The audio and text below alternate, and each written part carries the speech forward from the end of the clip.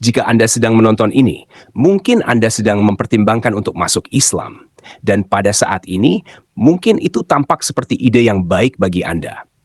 Bagaimanapun, Anda mungkin telah diberitahu bahwa kata Islam berarti penyerahan diri, dan bahwa ini hanya merujuk pada penyerahan diri kepada Tuhan. Jika Anda percaya kepada Tuhan, mengapa Anda tidak ingin menyerahkan diri kepadanya? Masuk akal, bukan? Tidak secepat itu. Ada dua alasan utama mengapa Anda harus memperlambat langkah dan memikirkan hal ini dengan lebih hati-hati. Pertama, menurut Al-Quran, Anda hanya dapat menyerahkan diri kepada Allah dengan sepenuhnya menyerahkan diri pada semua keputusan Muhammad.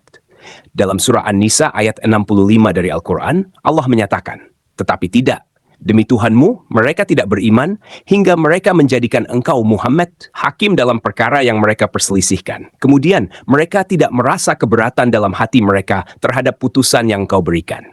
Dan mereka menerima dengan sepenuhnya." Perhatikan, Anda tidak bisa memiliki iman Islam yang sebenarnya sampai Anda menjadikan Muhammad hakim dalam semua perselisihan dan Anda tidak menemukan resistensi dalam diri Anda terhadap keputusan-keputusannya. Anda harus menerima keputusan Muhammad dengan penuh penyerahan diri. Jadi, meskipun kata Islam berarti penyerahan diri, sebenarnya itu adalah agama penyerahan diri kepada seorang manusia. Karena menurut Al-Quran, Anda hanya dapat menyerahkan diri kepada Allah dengan menyerahkan diri kepada Muhammad.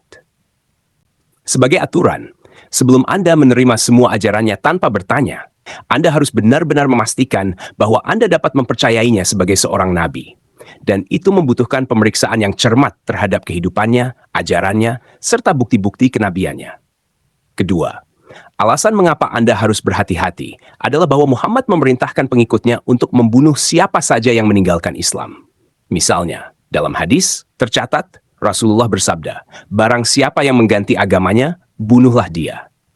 Jadi, jika Anda masuk Islam tanpa melakukan penelitian yang cermat dan kemudian memutuskan untuk meninggalkan Islam, Anda akan berada di bawah ancaman hukuman mati seumur hidup.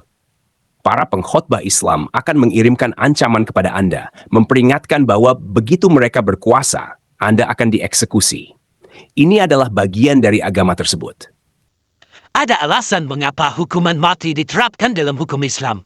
Seperti yang diungkapkan oleh beberapa pendukungnya, ada alasan mengapa ada hukuman mati.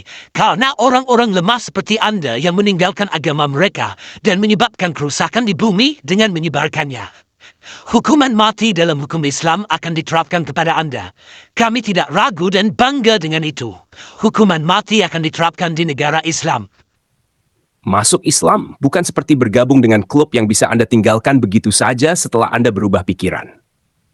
Ini adalah sesuatu yang mengikuti Anda selamanya melalui ancaman kekerasan. Jika Anda ingin masuk ke agama yang akan menghukum mati Anda karena mengubah pikiran, di sini sekali lagi, Anda harus memastikan Anda memahami apa yang Anda lakukan dan mengapa Anda melakukannya. Jadi, mengapa Anda mempertimbangkan untuk masuk Islam? Apakah Anda memiliki teman Muslim yang mencoba meyakinkan Anda untuk masuk Islam? Apakah seseorang mengirimkan video yang penuh dengan bukti luar biasa bahwa Islam itu benar? Apakah Anda benar-benar memeriksa dengan saksama bukti-bukti yang disajikan kepada Anda? Apakah Anda memeriksa referensi? Apakah Anda meneliti tanggapan terhadap argumen-argumen ini? Tidak, Anda tidak melakukannya. Karena jika Anda telah memeriksa dengan saksama argumen-argumen untuk Islam, kita tidak akan memiliki percakapan ini sekarang. Anda tidak akan berpikir untuk masuk Islam. Apa yang akan Anda temukan jika Anda melihat lebih dekat pada argumen-argumen untuk Islam? Para pengkhotbah dan apologis Muslim mengklaim bahwa Al-Quran penuh dengan wawasan ilmiah luar biasa yang tidak mungkin diketahui pada abad ke-7. Lakukan sesuatu untuk diri Anda sendiri. Lihat ayat-ayat tersebut dan lihat apa yang sebenarnya dikatakan. Mereka tidak pernah mengatakan apa yang diklaim oleh pengkhotbah dan apologis Muslim. Para pengkhotbah Islam mengambil ayat-ayat yang sangat samar yang tidak mengatakan apapun yang ilmiah, lalu memasukkan sains modern ke dalam ayat-ayat yang sangat samar tersebut dan mengklaim bahwa ayat-ayat itu membuat pernyataan ilmiah. Alasan mereka harus menggunakan ayat-ayat samar adalah karena semua pernyataan ilmiah yang jelas dalam Al-Quran sepenuhnya salah. Misalnya, Al-Quran dengan sangat jelas mengklaim bahwa matahari terbenam di kolam berlumpur. Dalam sebuah kisah tentang perjalanan seseorang bernama Zulkarnain, yang biasanya dianggap sebagai Alexander Agung, kita membaca dalam surah Al-Kahfi, ayat 85 hingga 86. Lalu dia mengikuti suatu jalan, hingga ketika dia telah sampai ke tempat matahari terbenam, dia mendapati matahari terbenam di sebuah mata air berlumpur hitam, dan dia mendapati di dekatnya suatu kaum. Al-Quran mengklaim bahwa matahari terbenam di kolam berlumpur, yang berarti bahwa matahari jauh lebih kecil dari bumi dan ada orang-orang yang tinggal di sana. Jika Anda bertanya kepada teman muslim Anda tentang ini, mereka akan mengatakan bahwa Anda harus menafsirkan ulang ayat tersebut. Mereka akan mengatakan bahwa Al-Quran hanya mengklaim bahwa Zulkarnain melihat pantulan di sebuah kolam air, dan itu tampak baginya seolah-olah matahari terbenam di kolam itu. Masalah dengan penafsiran ulang ini adalah bahwa Muhammad sendiri mengklaim bahwa matahari terbenam di kolam air. Dalam hadis Sunan Abu Dawud nomor 4002, diriwayatkan bahwa Abu Dzar berkata, "Saya sedang menunggang di belakang Rasulullah saat beliau sedang mengendarai keledai dan matahari sedang terbenam. Beliau berkata, 'Apakah kamu tahu di mana matahari ini terbenam?' Saya berkata, 'Allah dan Rasulnya lebih mengetahui.'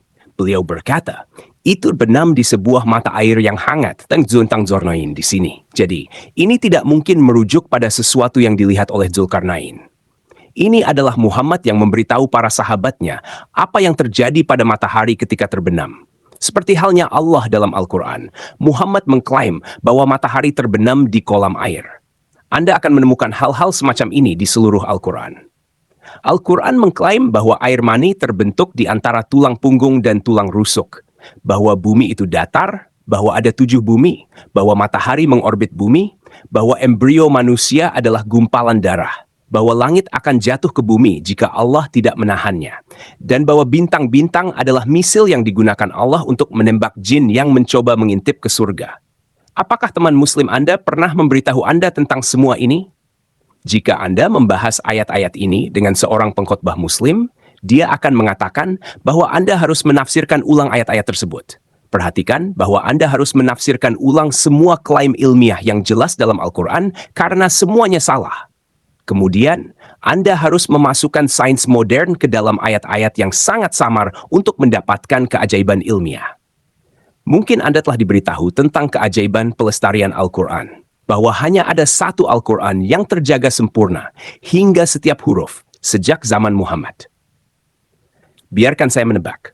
Siapapun yang mengatakan hal ini kepada Anda tidak memberitahu bahwa menurut sumber-sumber Muslim, seluruh bab dalam Al-Quran hilang karena para sahabat Muhammad terlalu malas untuk mengulanginya.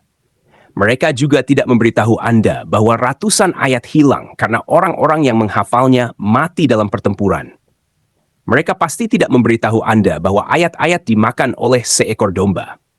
Mereka tentu tidak menunjukkan kepada Anda Sunan Ibnu Majah nomor 1944, di mana diriwayatkan bahwa Aisyah berkata, ayat tentang rajam dan ayat tentang menyusui orang dewasa 10 kali diturunkan, dan kertasnya ada bersamaku di bawah bantalku. Ketika Rasulullah wafat, kami sibuk dengan kematiannya. Lalu seekor domba jinak masuk dan memakan kertas itu. Ayat-ayat ini adalah bagian dari Al-Quran. Mereka tidak ada dalam Al-Quran hari ini. Apa yang terjadi pada mereka? Istri Muhammad, Aisyah, memiliki satu-satunya salinan dan seekor domba memakannya. Jadi, Allah tidak bisa melindungi Al-Quran dari seekor domba? Menurut sumber-sumber Muslim, Utsman, khalifah ketiga yang dianggap terbimbing, harus membakar salinan-salinan Al-Quran yang tak terhitung jumlahnya untuk menutupi semua perbedaan. Dan itu pun tidak berhasil. Bahkan hingga hari ini, masih ada versi Al-Quran yang berbeda. Para sarjana Muslim sekarang dipaksa mengakui bahwa ada versi-versi Al-Quran yang berbeda. Hari ini, sebagian besar Muslim membaca Al-Quran dalam teks yang dikenal sebagai edisi Mesir tahun 1924. Namun, ini bukan satu-satunya teks Al-Quran yang dibaca di seluruh dunia. Dengan kata lain, jika Anda membandingkan dua Al-Quran cetakan, Anda akan melihat perbedaan di antara keduanya. Ini adalah sesuatu yang banyak orang tidak tahu dan banyak orang pernah dengar, tetapi tidak sepenuhnya familiar, terutama mereka yang telah terpapar oleh beberapa saudara kita yang tinggal di Aljazair, Maroko, atau negara-negara Afrika Utara lainnya. Mereka melafalkan Al-Quran dengan cara yang sedikit berbeda, bukan hanya gaya bicara atau suara, tetapi juga perubahan pada huruf, kata, dan harakat. Sangat jelas bagi Anda dan setiap siswa atau spesialis yang sangat maju bahwa narasi standar memiliki celah di dalamnya. Itu saja yang akan saya katakan. Mungkin teman Muslim Anda mengatakan bahwa Muhammad adalah pejuang hak-hak perempuan. Tetapi dia lupa menyebutkan bahwa Muhammad berhubungan intim dengan seorang gadis berusia 9 tahun bernama Aisyah. Dia lupa memberitahu Anda bahwa Muhammad berhubungan intim dengan budak-budaknya. Mungkin teman Muslim Anda mengatakan bahwa Islam pasti benar karena menyebar begitu cepat. Saya tidak tahu mengapa sesuatu yang tumbuh dengan cepat berarti itu benar. Tetapi saya yakin teman Anda tidak memberitahu mengapa Islam tumbuh begitu cepat. Penelitian Pew yang sama yang mengatakan bahwa Islam adalah agama dengan pertumbuhan tercepat di dunia, juga mengatakan bahwa alasan utama pertumbuhan Islam yang pesat adalah angka kelahiran yang tinggi. Mengapa Muslim memiliki angka kelahiran yang lebih tinggi daripada kelompok lainnya? Ini karena dampak Islam terhadap perempuan dan anak perempuan. Di banyak bagian dunia Muslim, mendidik anak perempuan tidak disukai. Perempuan yang memiliki karier tidak disukai. Jadi anak-anak perempuan dinikahkan di usia muda dan dijadikan mesin pembuat bayi. Pada saat seorang wanita muda di Amerika memiliki anak pertamanya pada usia 25 tahun, seorang wanita muda di Yaman sedang memiliki anak keenamnya karena dia dinikahkan ketika dia berusia 11 atau 12 tahun. Jadi, apakah kita seharusnya menyimpulkan bahwa Islam itu benar karena memberi perempuan dan anak perempuan tidak ada yang bisa dilakukan selain membuat bayi? Perhatikan bahwa setiap alasan yang diberikan kepada Anda untuk percaya pada Islam runtuh begitu Anda melihat lebih dekat. Mengapa? Atas nama akal sehat, Anda ingin masuk ke agama yang mengharuskan Anda tunduk sepenuhnya pada ajaran seorang perampok kafilah Arab buta huruf dari abad ke-7 yang juga seorang panglima perang dan yang akan menghukum mati Anda jika Anda pernah berubah pikiran ketika semua alasan untuk menerima agama tersebut hilang. Begitu Anda menyelidikinya? Mungkin Anda ingin mendengar dari seseorang yang pernah menjadi Muslim dan harus mempelajari semua ini dengan cara yang sulit. Ancaman kematian dari seorang pengkhotbah Muslim yang muncul sebelumnya dalam video ini adalah pesan kepada seorang pemuda yang sekarang menyebut dirinya Nabi Murtad. Dia adalah seorang mantan Muslim yang berada di bawah ancaman hukuman mati karena meninggalkan Islam setelah menyadari bahwa itu salah. Jangan pergi sebelum mengklik videonya dan membiarkan mantan Muslim ini menjelaskan mengapa Anda harus berpikir 2 kali sebelum masuk Islam. Yang mau dukung channel Pil Pahit, silakan scan QR Code ini atau klik link di kolom komentar. Terima kasih.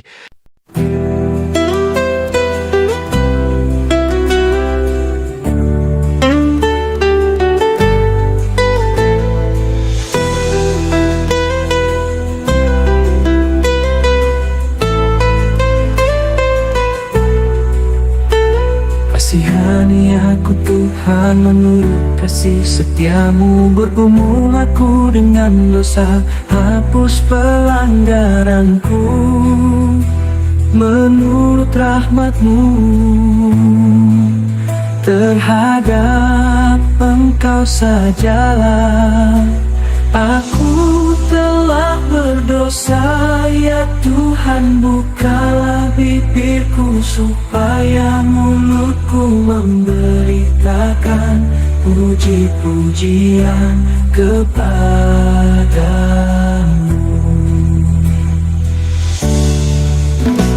Kasihani aku Tuhan, janganlah buang aku dari hadapanmu, dan jangan ambil rohmu daripadaku, hapuskan segala salahku. Aku telah berdosa, ya Tuhan, bukalah bibirku supaya mulutku memberitakan puji-pujian kepadamu.